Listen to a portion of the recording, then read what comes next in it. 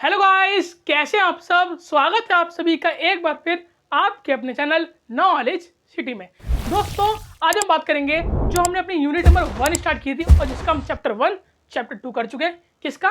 अपनी वही सीरीज जो हमने स्टार्ट की थी HRM यानी कि human resource management, BCom honours और प्रोग्राम वाले बच्चों के लिए सेमेस्टर 3rd और 5th या फिर जिस भी सेमेस्टर में आपके पास HRM है उन सभी के लिए ये सीरीज बेनिफिशियल है। ठीक है दोस्तों, तो आज हम बात करेंगे अपने चैप्टर नंबर 3 का। चैप्टर 1 चैप्टर 2 आपको प्रोवाइड कर दिए गए हैं। अगर नहीं देखे तो पहले वाले चैप्टर देख लो। पूरी प्लेलिस्ट का लिंक ऊपर डिस्क्रिप्शन बॉक्स, ऊपर आई बटन और नीचे डिस्क्रिप्शन बॉक्स में मिल जाएगा। और अगर आपने हमें टेलीग्राम पे फॉलो नहीं किया तो टेलीग्राम और इंस्टाग्राम दोनों का लिंक डिस्क्रिप्शन बॉक्स में, वहाँ फॉलो कर लेना। वहाँ भी मैं अपडेट देता रहता हूँ क्लासेस के रिगार्डिंग और नोट्स के रिगार्डिंग। ठीक है दोस्तों, अब हम बात करते हैं। और नोट्स अगर आपको चाहिए हो तो नोट्स के लिए मैंने एक व्हाट्सअप नंबर प्रोवाइड कर रखा है, वहाँ पे आप मैसेज कर सकते हैं, वहाँ आपको मालूम चल जाएगा नोट्स का स्टेटस। ठीक है, चलिए शुरू करते हैं। दोस्तों देखिए, तो यह पार्ट 1 है चैप्टर नंबर 3। चैप्टर नंबर 3 का नाम क्या है? Human resource planning. क्या? Human resource planning. Human resource आप सब इस नाम से अच्छे से जान गए होंगे, हम इतने से पढ़ रहे हैं। ह्यूमन रिसोर्स मतलब एम्प्लॉय, मतलब वर्कर, कि जो एक ऑर्गेनाइजेशन, एक फर्म में काम करता है। आज हम पढ़ेंगे ह्यूमन रिसोर्स प्लानिंग। प्लानिंग का मतलब क्या होता है कि हम कैसे प्लान करेंगे, कैसे वर्कर को बिजनेस में भर्ती करना है, कैसे उसका डेवलपमेंट करना है, कैसे उससे अच्छा काम करवाना है जिससे कि हमारा बिजनेस का और ऑर्गेनाइजेशन का गोल पूरा हो सके। ठीक है, देखते हैं। HRB, पहले एक बेसिक इंट्रोडक्शन जान लेते हैं कि आपको समझ में आ जाए कि HRB होता क्या है, करता क्या है। ठीक है, देखिए, अच्छा नोट करना तो आराम से नोट कर लेना, मैं एंड में साइड में हो जाऊंगा, है ना। अभी समझ लीजिए, क्योंकि एक बच्चे का कमेंट आया था कि सर साइड हो जाते नहीं हो आप, हम नोट नहीं कर पाते, है ना, इसलिए मैं साइड हो जाऊंगा, आप आराम से नोट कर लेना एंड में। अब देखें, the success of any organisation depends largely on the quality and quantity of HR। HR का मतलब क्या होता है यहाँ पे? Human resource. क्या? Human resource. सिंपल साधारण शब्द में बोलूँ तो आप यहाँ पे एम्प्लॉयज़ भी मान सकते हैं या फिर आप यहाँ पे वर्कर्स भी मान सकते हैं कि भैया एक ऑर्गेनाइजेशन की सक्सेस यानी कि सफलता किस पे डिपेंड करती है? उसके वर्कर्स पे, उसके एम्प्लॉय पे, या बोले उसके HR यानी कि ह्यूमन रिसोर्स पे। लेकिन कौन सा वर्कर? सारे वर्कर नहीं, जो वर्कर उसका जिसकी क्वालिटी बढ़िया हो और जिसकी क्वांटिटी। अब क्वालिटी और क्वांटिटी का मतलब समझिए दोस्तों। देखिए, एक बिजनेस में क्वालिटी वर्कर होना बहुत ज़रूरी है। क्वालिटी का मतलब वो वर्कर जो अपना काम टाइम से पूरा करते हैं, अपना काम पूरी एफिशिएंसी के साथ करते हैं, कोई काम में दिक्कत नहीं आती, कोई काम में गलती नहीं करते और पूरा काम टारगेट के हिसाब से पूरा कर देते हैं। कि अगर टारगेट मान लीजिए 1 महीने का, तो 1 महीने से अंडर में काम खत्म कर देंगे, टारगेट के टाइम तक कर देंगे। ठीक है, ये होता है आपका क्वालिटी ऑफ वर्कर। और क्वांटिटी की जितने वर्कर आपको चाहिए आप सिर्फ उतने लगाएं। फॉर एग्जांपल, एक मशीन में 4 बंदों की नीड है तो वहाँ 4 बंदे ही लगे, 4 से कम ना लगे कि 3 बंदे लगेंगे तो काम धीरे होगा और माल हमारा देर में बनेगा। या 4 की जगह आपने 5 लगा दिया, अब काम तो 4 ही लोग करेंगे तो 1 लोग क्या खाली बैठा रहेगा, तो वहाँ भी हमारा क्या हो रहा है? वहाँ हमारे ह्यूमन रिसोर्स का लॉस हो रहा है, ह्यूमन रिसोर्स का लॉस हो रहा है। ठीक है, मैन पावर का लॉस हो रहा है। ठीक है, तो हमें क्वांटिटी और क्वालिटी पर ध्यान देना पड़ता है अपने बिजनेस के अंदर। ठीक है, अगला पॉइंट देखें, no organisation can be successful run for a long time without having the right number and right kind employ at the right time. कि भैया कोई भी बिजनेस सक्सेस हो ही नहीं सकता, चाहे आप छोटे लेवल का बिजनेस ले लीजिए या बड़े से बड़े लेवल का बिजनेस ले लीजिए, कोई बिजनेस सक्सेसफुल नहीं हो सकता अगर उसके पास राइट काइंड ऑफ पीपल नहीं है, राइट टाइम पे, राइट प्लेस पे। मतलब कि जिस जगह पे जिस बंदे की नीड है उस जगह पे अगर वो बंदा नहीं है तो काम आपका अच्छा होगा नहीं, काम अच्छा होगा नहीं, तो आपकी सफलता के चांसेस भी गिर जाएंगे। एग्जांपल देखिए, जैसे मान लीजिए एक अकाउंट डिपार्टमेंट है बिजनेस के अंदर। अब अकाउंट डिपार्टमेंट के अंदर हमें कौन बंदे चाहिए? वो बंदे जिन अकाउंटेंसी की अच्छी नॉलेज हो, अच्छा स्किल हो उनके पास, अच्छी मतलब कह सकते हैं एक्सपीरियंस बंदे हो। अगर यहाँ पे हम एक्सपीरियंस बंदे, लो स्किल बंदे लगा दें जिन पे मतलब एक्सपीरियंस नहीं है, स्किल भी नहीं है, अकाउंटेंसी का हम जानते भी नहीं है, तो क्या वो अच्छा काम कर पाएंगे? नहीं कर पाएंगे। और अगर वो अच्छा काम नहीं करेंगे तो बिजनेस का अच्छा आउटपुट नहीं मिलेगा, आउटपुट नहीं मिलेगा तो बिजनेस की ग्रोथ रुक जाएगी, है ना। इसलिए हमें हमेशा क्या होना चाहिए? Right kind of people. पहले वो तो राइट नंबर की जितने बंदे की ज़रूरत है उतने ही बंदे होने चाहिए, ना कम ना ज़्यादा। और राइट काइंड मतलब कि जिस बंदे की नीड है। फॉर एग्जांपल यहाँ पे एक मान लीजिए टैली ऑपरेटर की जगह खाली है। टैली ऑपरेटर मतलब जो टैली पे काम करेगा, तो हमें अगर टैली ऑपरेटर की जगह खाली है तो टैली ऑपरेटर को यहाँ लगाएंगे। ये नहीं कि किसी बंदे ने कोई दूसरा सॉफ्टवेयर चलाया हो, उसने आता टैली देखी भी ना हो, आपने उसे बैठा दिया। अगर आप उसे बैठा देंगे तो उसे भी नॉलेज नहीं है, वो जल्दी हैंडल नहीं कर पाएगा काम को, है ना। और क्या बोला? राइट टाइम, वो सही समय पे। मान लो आपको नीड आज है तो अगर आप आज बंदा नहीं लगा रहे काम पे तो आपका काम कैसे चलेगा? राइट टाइम पे राइट बंदा होना चाहिए। ठीक है, आगे बात करें। हाँ, प्रोक्योरमेंट, प्रोक्योरमेंट मतलब होता है प्रबंध करना, बंदोबस्त करना, ठीक है। Procurement of right kind and right number of employ the first operative function of HRM, यानी कि ह्यूमन रिसोर्स मैनेजमेंट का सबसे पहला काम क्या होता है कि सही जगह पे सही व्यक्ति को लगाना। क्या? सही जगह पे सही व्यक्ति को लगाना, कि कहता है ना जिसका काम उसी को साझे, कि अगर अकाउंट्स की पोस्ट खाली है तो वहाँ एक अच्छे से अकाउंटेंट को लगाना, सेल्स मैनेजर की पोस्ट खाली है तो सेल्स मैनेजर को लगाना, वर्कर की जगह खाली है तो वर्कर को ही लगाना। जिस जगह पे जिस बंदे की नीड है उस जगह पे उस बंदे को लगा देंगे, ठीक। आगे ये क्या है, ये इसका सबसे मेन ऑपरेटिव फंक्शन है, क्योंकि आपको पता है एक बिजनेस अपने एम्प्लॉय के बल पे ही चलता है। आप बड़े से बड़ा बिजनेस देख लीजिए, क्या बड़े से बड़ा बिजनेस का मालिक ही अपना सारा काम करता है? नहीं, उसके अंडर में जितने लोग लगे होते हैं वो काम करते हैं, ठीक है ना। आगे बात करें, हाँ, before recruitment it is necessary to determine the quality and quantity of people required in the organisation, कि भर्ती करने से पहले मान लीजिए HR डिपार्टमेंट के पास मान लीजिए बाहर से और डिपार्टमेंट से खबर आई कि हमारे डिपार्टमेंट में जगह खाली है, हमें लोग चाहिए, तो आप फटाफट लोगों को भर्ती करके ट्रेन करके हमारे पास भेजिए। क्या? मान लीजिए HR डिपार्टमेंट है, ये अलग डिपार्टमेंट है, मतलब सेल्स डिपार्टमेंट, अकाउंटिंग डिपार्टमेंट, आपका प्रोसेस डिपार्टमेंट है ना, प्रोडक्शन डिपार्टमेंट, सारे डिपार्टमेंट ने अपनी अपनी लिस्ट भेजी कि हमारे पास मान लो 6 लोगों की कमी है, हमारे 5 या 4 या 7 लोगों की कमी है, 8 की या 9 की, इतने लोगों की कमी है, ऐसी ऐसी इनकी क्वालिफिकेशन होनी चाहिए, ऐसे लोगों का भर्ती कीजिए। तो मतलब क्या था लाइन का कहने का? लाइन का मतलब ये था कि भर्ती करने से पहले आप जान लीजिए कि आपको कैसे लोगों को भर्ती करना है, उनके पास क्या क्या नॉलेज होनी चाहिए, क्या क्या स्किल होनी चाहिए, कितने एक्सपीरियंस होना चाहिए, ये सब चीज़ जान के, और कितने लोग, सबसे इंपॉर्टेंट कि आप उतने ही लोग भर्ती करें जितने लोगों की आपको नीड है। फॉर एग्जांपल अगर हम यहाँ देखें, मान लेके चलते हैं कि मान लीजिए आपको 20 लोगों की नीड है सारे डिपार्टमेंट को मिला के, तो 20 लोग ही आपको भर्ती करने चाहिए, नहीं कि आप 19 कर रहे हैं, आप 18 कर रहे हैं, या 20 का 25 कर रहे हैं, 30 कर रहे हैं, नहीं। मान लीजिए 20 की नीड है, 20 लोग काम करेंगे और आपने 25 कर लिया, तो बाकी के जो 5 है वो क्या करेंगे? वो खाली बैठे रहेंगे और आपको उन्हें फ्री की सैलरी देनी पड़ेगी, जिससे आपको भी लॉस है और उन लोगों को भी लॉस है जिन्हें काम नहीं मिल रहा, सिर्फ आ रहे हैं और अपना टाइम वेस्ट कर रहे हैं, ठीक है ना। तो आपको सबसे पहले भर्ती करने से पहले पता लगाना चाहिए कि आपको कैसे क्वालिटी के लोग भर्ती करना है और कितनी क्वांटिटी, कि कितने लोगों को भर्ती करना है, ठीक है। तो दोस्तों ये हमने आपको बेसिक इंट्रोडक्शन समझाया, जिससे आपको एक बेस बन जाए कि अच्छा HRP करता क्या है, और मेरे ख्याल से आपको बन भी गया होगा बेस कि HRP करता क्या है, ठीक है। ये नोट कर लेना, मैं साइड हो गया, स्क्रीनशॉट ले लो। अब हम बात करेंगे कैरेक्टरिस्टिक्स की, यानी कि विशेषताएं की, कि HRP, अब यहाँ HRP का मतलब ह्यूमन रिसोर्स प्रोसेस नहीं है, यहाँ मतलब है ह्यूमन रिसोर्स प्लानिंग, ठीक है। कि HRP की विशेषताएं क्या क्या होती हैं।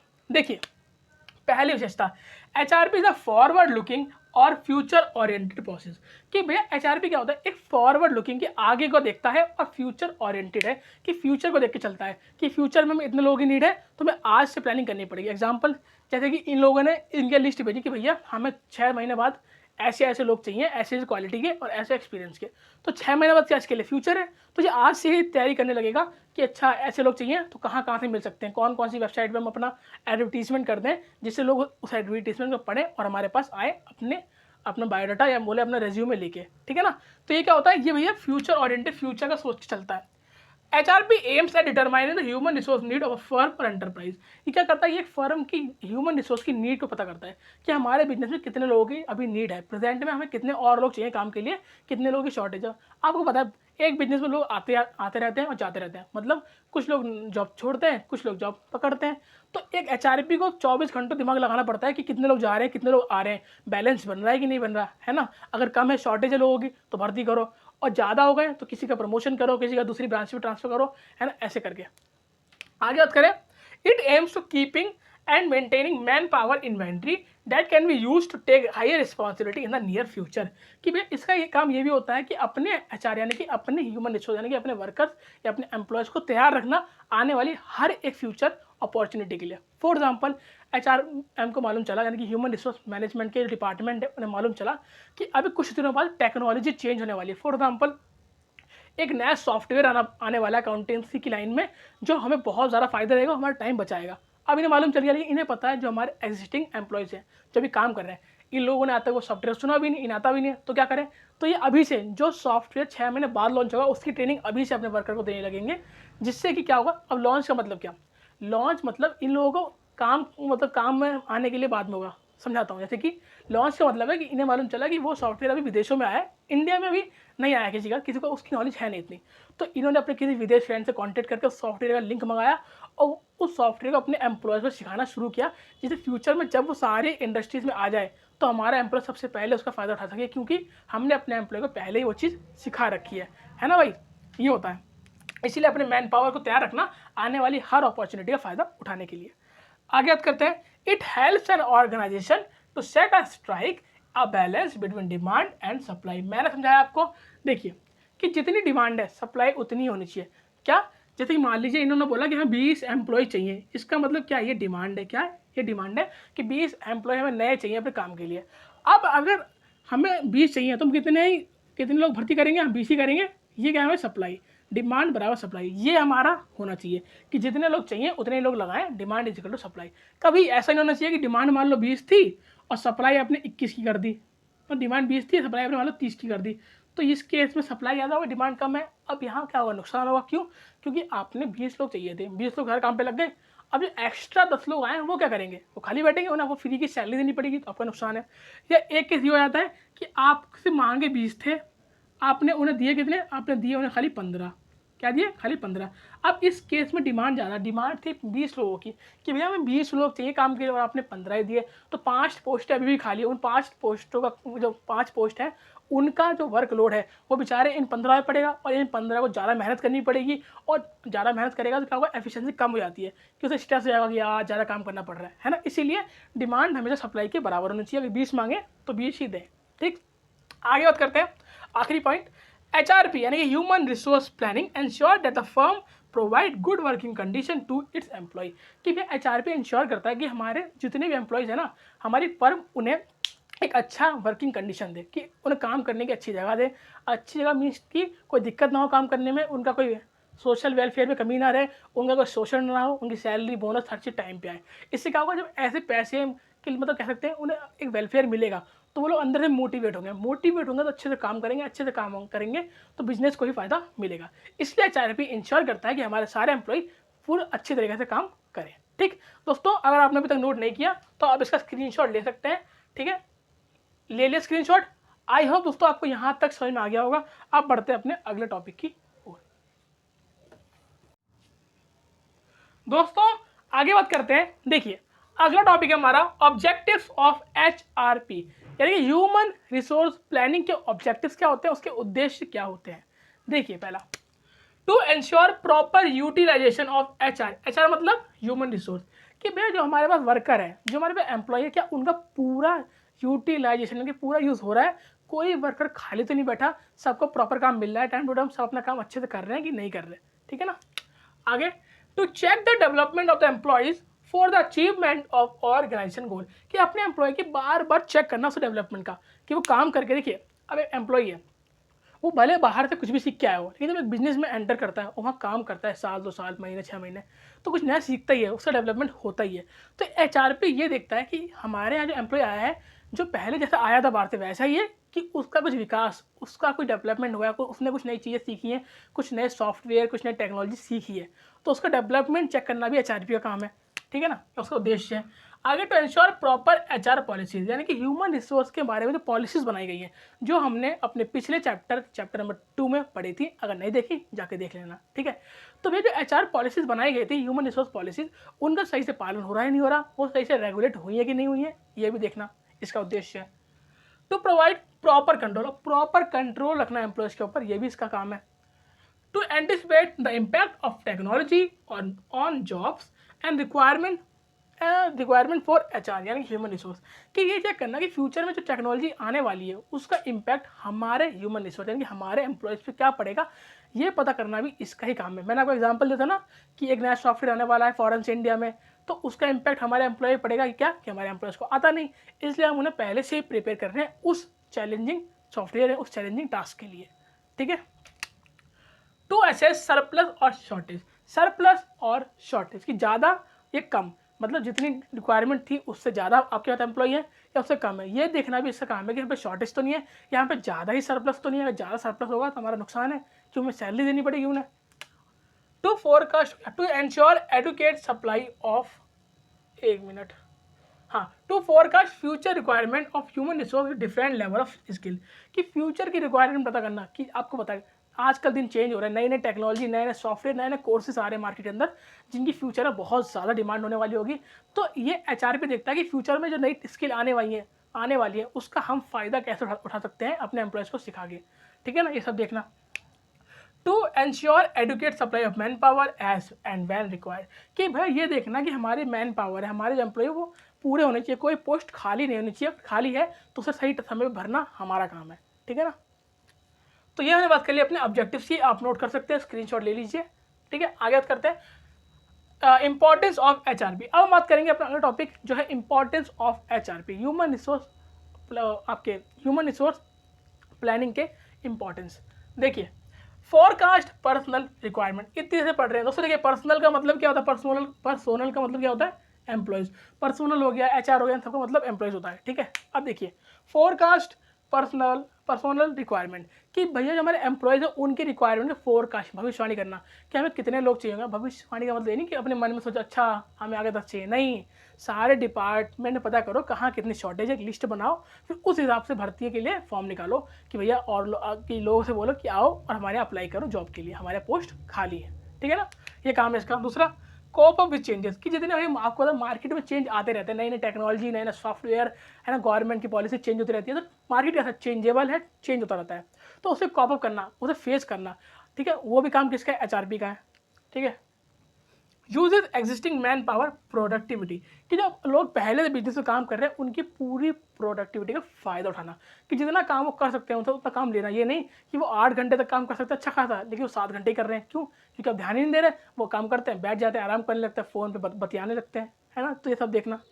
आगे बात करें promote employ in a systematic manner, कि भैया एम्प्लॉय को अपने एक सिस्टमेटिक मैनर में प्रमोट करना, कि जो अच्छा काम कर रहा है उसे प्रमोट करो। ये नहीं कि आपको रिश्तेदार है वो काम कर भी नहीं रहा उसे अपना प्रमोट कर दिया, नहीं, जो आपको लग रहा है कि टैलेंटेड है, अच्छा काम करता है, अपनी पूरी एफिशिएंसी के साथ करता है, उसे प्रमोट कीजिए। अच्छा दोस्तों, ये जो पॉइंट है यहाँ मैं आपको समझा रहा हूँ, और ये पॉइंट आपको नोट्स में पूरे एक्सप्लेन मिलेंगे, और ये तो एज इट इज़ ही मिलेंगे, जैसे यहाँ लिखा हुआ है ऐसे नोट्स में, क्योंकि ये पॉइंट नहीं है, डायरेक्ट 1 लाइन है, ठीक है। आगे बात करें क्रिएट रिजर्वर ऑफ टैलेंट, कि भाई टैलेंट का रिजर्वर क्रिएट करते हैं, कि भैया हमें जैसा टैलेंट चाहिए, मतलब जैसी क्वालिटी का पर्सन चाहिए अपनी पोस्ट पे, वैसा पर्सन रेडी करें। कि भैया हमने एक बंदे को हायर किया बाहर से, उसे भले ही हमारे कंपनी के सॉफ्टवेयर पहले से नहीं आते थे, हमने उसे सिखाया, उसको कैसे ट्रेनिंग दी, और एक टैलेंटेड बंदा रेडी करके अपने काम पे लगा दिया। आगे बात करें प्रिपेयर पीपल फॉर फ्यूचर, और इन लोगों को फ्यूचर के लिए रेडी किया, कि फ्यूचर में जो नए नए टेक्नोलॉजी, नए नए सॉफ्टवेयर आने वाले हैं उसके लिए आपको अभी से तैयार कर रहे हैं, जिससे आपको आगे दिक्कत ना हो और आप उस चैलेंज को एज अ अपॉर्चुनिटी ग्रैब कर सकें, ठीक है। आगे बात करें हेल्प इन एक्सपेंडिंग और कॉन्ट्रैक्टिंग, कि बिजनेस को हेल्प करता है एक्सपेंड करने में। अब एक बिजनेस के सारे एम्प्लॉय फुल पोटेंशियल से अपना काम करेंगे तो बिजनेस का गोल अचीव होगा, गोल अचीव होते जाएंगे, बिजनेस ग्रो करता जाएगा, एक्सपेंड करता जाएगा, फैलता जाएगा, मतलब ब्रांचेस खोलता जाएगा अपनी, ठीक है। आगे बात करें कट कॉस्ट, और मैंने बताया आपको कॉस्ट कम करता है। कॉस्ट कम कैसे करता है, बताया था ना कि 20 लोगों की नीड है और मान लो इन्हें 25 को हायर कर लिया, अब इसमें से 20 तो काम पे लग गए क्योंकि इनकी नीड थी, बचे 5, इन 5 को कुछ काम ही नहीं है, इन्हें फ्री की सैलरी दे रहे हैं। ये फ्री की सैलरी क्या है, एक्स्ट्रा कॉस्ट है हमारे लिए। इस कॉस्ट को कट करने का काम किसका है, हमारे एचआरपी, ह्यूमन रिसोर्स प्लानिंग का। क्यों, क्योंकि पहले ही प्लान करता है कि 20 लोग चाहिए तो 20 लोग ही लेंगे, एक्स्ट्रा नहीं लेंगे। आगे बात करें prepare succession plan. Succession plan मतलब अपने फ्यूचर के लिए पहले से प्लान रेडी रखता है कि अगर ये दिक्कतें आई, ये सर्कमस्टांसिस आए, ये कोई नया टेक्नोलॉजी आए तो उसे हम कैसे फेस करेंगे, उसकी तैयारी पहले से ही करके रखता है। तो दोस्तों ये बात कर लिए हमने अपनी ऑब्जेक्टिव्स और इंपॉर्टेंस की। अब बात करते हैं अपने अगले टॉपिक की। दोस्तों बात करते हैं अपने अगले टॉपिक की, जो है reason for focus on HRP, कि वो क्या रीज़न है, वो क्या कारण है जिससे हमें एचआरपी पे फोकस करना चाहिए, या हमें उस पर और ज़्यादा मेहनत करनी चाहिए अपने एचआरपी डिपार्टमेंट पे, ठीक है ना। देखिए एम्प्लॉयमेंट सिचुएशन, आपको पता है जैसे जैसे आपका बिजनेस का एनवायरनमेंट चेंज हो रहा है, एम्प्लॉयमेंट सिचुएशन भी चेंज हो रही है। लोगों को हायर करना, उनको नॉलेज सिखाना, फिर उनको काम पे लगाना, ये सब बहुत ज़्यादा काम ब्रॉड हो रहा है, बहुत ज़्यादा, क्योंकि अब आपको पता है बिजनेस ग्रो हो रहे हैं तो डिपार्टमेंट ग्रो हो रहे हैं, और डिपार्टमेंट ग्रो हो रहे हैं तो लोग ज़्यादा चाहिए। अब उन ज़्यादा लोगों को हायर करने के लिए हमें एक पर्सनली डिपार्टमेंट चाहिए होता है जो इन सारी चीज़ों को देख सके, इन सारे कामों पर फोकस कर सके। टेक्नोलॉजिकल चेंजेस, टेक्नोलॉजिकल चेंजेस का मतलब कि टेक्नोलॉजी दिन ब दिन चेंज हो रही है। अब उस चेंजिंग टेक्नोलॉजी को एम्प्लॉय को सिखाना भी एक बहुत बड़ा टास्क है। उस टास्क को पूरा करने के लिए एचआरपी बेस्ट है। आगे बात करें ऑर्गेनाइजेशनल चेंज। ऑर्गेनाइजेशनल चेंजेस का मतलब कि पहले जो ऑर्गेनाइजेशन छोटी थी अब वो धीरे धीरे धीरे धीरे ब्रॉड हो रही है, बड़ी हो रही है। और बड़ी ऑर्गेनाइजेशन का मतलब कि उस पर डिपार्टमेंट भी बहुत सारे बढ़ जाएंगे, अब बहुत सारे डिपार्टमेंट बढ़ने का मतलब बहुत सारे एम्प्लॉयज़, और बहुत सारे एम्प्लॉयज़ का मतलब उन सब पे कौन नज़र रखेगा, उन सबकी स्किल पे डेवलपमेंट में कौन ध्यान देगा, एचआरपी, ठीक है, ध्यान देगा। डेमोग्राफी मतलब कि जितनी भी आपकी बेसिक चीज़ें होती हैं, जैसे कि एजुकेशन, ठीक है, स्किल, एजुकेशन हो गई, स्किल हो गई, लोकेलिटी हो गई, नॉलेज हो गई, और सेक्स मतलब मेल हो गया, फीमेल हो गया, ये सारी चीज़ें, इन सारी चीज़ें जैसे चेंज हो रही है कि भैया अब पहले जो 12वीं पास को अच्छी नौकरी मिलती थी, अब 12वीं पास की ज़्यादा वैल्यू नहीं है, अब आपको अच्छा कोर्स करना, या तो आपने अच्छा कोर्स कर रखा हो या अच्छी डिग्री ले रखी हो, तो क्या हो रहा है, एजुकेशन चेंज हो रही है, डेमोग्राफी सिचुएशन चेंज हो रही है। तो इस चेंज सिचुएशन को फेस करने के लिए एचआरपी ज़रूरी है कि एचआरपी इन सारे कामों पर ध्यान दे सकता है। आगे बात करें शॉर्टेज ऑफ स्किल की शॉर्टेज, धीरे धीरे दोस्तों, जो पहले क्या था, पहले आपने 12th 11th पास कर ली पहले ज़माने में, तो आपको बढ़िया एक सरकारी नौकरी मिल जाती थी। 12th पास करके सरकारी नौकरी आज ही मिल जाती है, वो बात अलग है। लेकिन अब क्या है, वो आजकल स्किल का ज़माना है, अगर आपके पास स्किल है तो ज़िंदगी में अच्छा सर्वाइव कर जाएंगे, अच्छी ज़िंदगी जी जाएंगे, है ना। तो स्किल की शॉर्टेज है, उस स्किल की शॉर्टेज पूरी कौन करेगा, आपका एचआरपी। क्यों, ये बाहर से अनस्किल, जो जिसको कम स्किल होगी उस बंदे को हायर करके अंदर से बढ़िया से ट्रेनिंग देगा, उसे परफेक्ट स्किल वाला बंदा बना के अपने बिजनेस में लगा देगा काम करने के लिए, ठीक है ना। आगे करें लेजिस्लेटिव कंट्रोल, कि भैया लेजिस्लेटिव कंट्रोल की नए नए लॉ आ रहे हैं, नए नए कानून आ रहे हैं कि भैया वर्किंग आवर्स, मतलब एक वर्कर का वर्किंग आवर इतना होना चाहिए, सैलरी इतनी होनी चाहिए, वेजेस इतना होना चाहिए। अब हमें एक वर्कर को मान लो गवर्नमेंट ने बोल दिया कि 10,000 से ऊपर आपको वेजेस देने ही देने हैं। अब 10,000 अगर किसी को देंगे तो उससे हम चाहेंगे वो काम भी 10,000 का करे, और काम अगर 10,000 का करना है तो उसे स्किल आनी चाहिए। तो उसके स्किल पे खर्चा, उसके स्किल पे टाइम कौन लगाएगा, आपका एचआरपी लगाएगा, तब जाके वो बंदा 10,000 के लायक बन पाएगा, ठीक है। प्रेशर ग्रुप में भी आपका क्या आ गया, गवर्नमेंट आ गई, बाहर की यूनियन सोसाइटीज़ आ गई, जो प्रेशर करते हैं बिजनेसों की, बाहर के हमारे सोसाइटी के लोगों को हायर करो, क्योंकि अनएम्प्लॉयमेंट, बेरोजगारी की दर बढ़ रही है, तो हम भारत से लोगों को हायर करना पड़ेगा। बाहर से लोगों को हायर करेंगे तो उनको नॉलेज, उनको स्किल, उनका डेवलपमेंट, उनकी ट्रेनिंग ये हमें करानी है, और हम कौन कराएगा, बिजनेस का मालिक नहीं, एचआरपी डिपार्टमेंट। आगे बात करें लीड टाइम मतलब यही, उनकी ट्रेनिंग में जो खर्चा हो रहा है, उनको सिखाने पे, उनके डेवलपमेंट में खर्चा हो रहा है, उन्हें लीड करना, उनको 6-7 महीने की ट्रेनिंग दी जाएगी, उन्हें लीड किया जाएगा, तो उन्हें लीड कौन करेगा, ये एचआरपी ही उनको लीड करेगा, ठीक है। और हायरिंग कॉस्ट तो आप जानते हो, हायरिंग कॉस्ट मतलब कि आपने जब एडवर्टीजमेंट किया तब से लेके बंदे की रिक्रूटमेंट तक जितना भी खर्चा आता है एडवर्टीजमेंट में, उसका मतलब इंटरव्यू कराने में जो खर्चा आता है, उन सारे खर्चों को मिला के जो आपकी कॉस्ट बनती है, इन सबको, हायरिंग कॉस्ट को कौन कम करता है, एचआरपी इस कॉस्ट को मिनिमम से मिनिमम लेवल तक ले आता है, ठीक है। दोस्तों ये हमने बात कर ली reason for focus on HRP, और ये था हमारा आज का लास्ट टॉपिक, ठीक है दोस्तों। अगली क्लास पे हम शुरू करेंगे सबसे पहला टॉपिक अपना एचआरपी का प्रोसेस, और अगली क्लास में ये वाला चैप्टर फिनिश कर देंगे, ठीक है। आई होप आपको आज की क्लास अच्छे से समझ में आ गई हो। कोई डाउट हो आप कमेंट बॉक्स में पूछ सकते हैं, और अगर आपने हमारा टेलीग्राम चैनल और हमारा इंस्टाग्राम अभी तक फॉलो नहीं किया तो टेलीग्राम का और इंस्टाग्राम का लिंक डिस्क्रिप्शन बॉक्स में जाके वहाँ से फॉलो कर लेना, और इस चैनल पर नए हो तो सब्सक्राइब करके ही जाना, ठीक है दोस्तों। अब मिलता हूँ नेक्स्ट क्लास में, तब तक के लिए गुड बाय।